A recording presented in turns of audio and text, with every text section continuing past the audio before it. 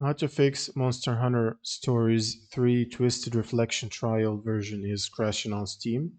So the first thing you'll need to do is go to your library, right click on the game and open up the properties window. Now in the launch options you want to add -dx11 command, and you want to go to installed files and click on verify the integrity of game files.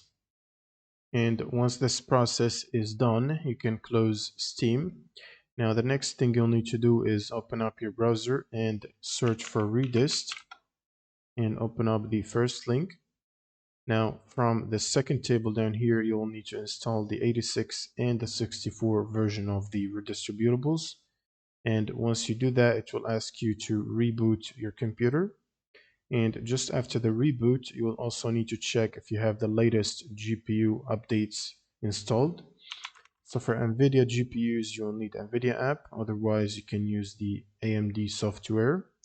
And from here, you should be able to get the latest driver updates available. And once you install them, you'll need to open up Steam as admin. Right click on Steam and run as admin. And then you can launch the game from your library, and this should fix the crash issues. Thanks for watching and subscribe.